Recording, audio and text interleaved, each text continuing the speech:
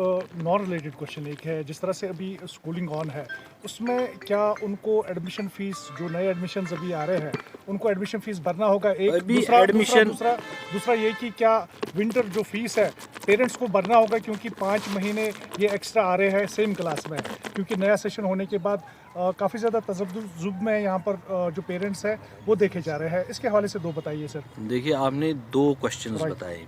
एक क्वेश्चन ये बताया कि एडमिशन फ़ी हमें भरना है, नए एडमिशनों का फ़ी भरना है। एज़ ऑफ नाउ नए एडमिशन नहीं होने हैं। सपोज़ 9th का बच्चा है, वो जब एग्ज़ाम देगा तभी वो 10th क्लास में आएगा। जब आप 8th वाले को एग्ज़ाम करेंगे, वो 9th में आए तो एक ही क्लास में दो ग्रुप्स हो जाएंगे। तो हमने सब स्कूलों, हमारी एलेबरेट सर्कुलर इंस्ट्रक्शंस है एडमिनिस्ट्रेटिव डिपार्टमेंट की तरफ से कि जब एग्ज़ाम के बाद ही नए एडमिशन होने हैं। तो रही बात एडमिशन फ़ी लेने का, जब एडमिशन ही नहीं होगा तो एडमिशन फ़ी नहीं ले सकते। जो नए बच्चे हैं उनका एडमिशन, नए एडमिशन मार्च में एग्ज़ाम के बाद हो जाएंगे। सपोज़ यूकेजी वाला बच्चा एलकेजी वाला बच्चा यूकेजी में जाएगा, तो जब नीचे और एक क्लास आएगा तो वो किस क्लास में पढ़ेगा? जब प्रोग्रेशन हो जाएगी एग्ज़ाम के बाद, तभी वो एडमिशन उनको लेने हैं। तो नए बच्चों को एडमिशन फीस भरना होगा जो नए एडमिशन ले रहे हैं। जो एज़ पर जो इसमें एक फ़ी फिक्सेशन कमेटी है, उसमें जो उन्होंने फ़ी डिस्क्राइब किया हुआ, उसके अलावा कोई फ़ी नहीं भरना है।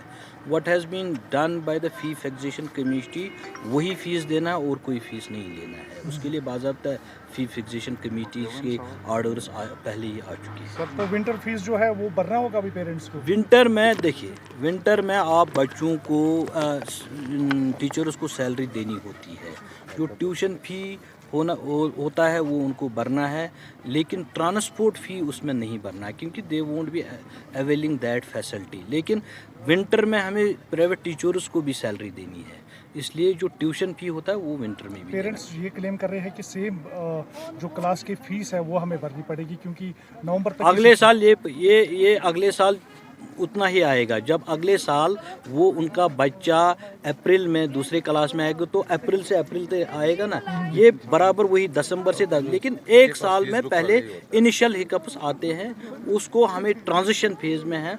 जब वो ट्रांजिशन हो जाएगा तो ये सारा क्लियरिटी उसकी। सर, मेरे दो सवाल है आपसे। पहला सवाल मेरा, कल ही एक नोटिफिकेशन जारी की गई कि कोई भी सरकारी टीचर प्राइवेट ट्यूशन नहीं कर सकता है। तो फॉर इंस्टेंस अगर किसी सरकारी टीचर को प्राइवेट ट्यूशन में पकड़ा गया तो उसके खिलाफ क्या एक्शन ली जाएगी? CSR में लिखा है, वो आप उस ऑर्डर में देख लीजिए, उसमें ऑलरेडी इलेबरेट किया हुआ है। सर, और जो आपने बताया था कि 15 तारीख के बाद हीटिंग अरेंजमेंट स्कूल में किए जाएंगे, कर रहे हैं, वी आर डूइंग इट। 15 नवंबर के बाद ही हमारे सरकारी दफ्तरों में भी हीटिंग शुरू होती है। उसी हिसाब से जहाँ जहाँ हमारे पास हीटिंग अरेंजमेंट है वहाँ हमने चालू किए थे। सर, जहाँ पे नहीं है हीटिंग अरेंजमेंट वहाँ फेज्ड मैनर में हम कर रहे हैं। हमारे पास 11,000 के करीब स्कूल्स हैं, उनमें फेज। ये तो देखिए, आप ऐसे सवाल करते जैसे पिछले साल भी यही इंफ्रास्ट्रक्चर, पिछले साल ये सवाल नहीं होते थे।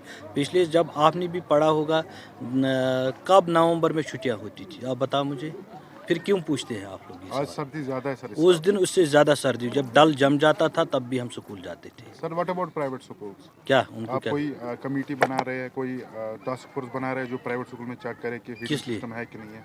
वो already those things are already in place, सब सिस्टम में लिखा हुआ है। Whatever are the guidelines, that those guidelines will be follow.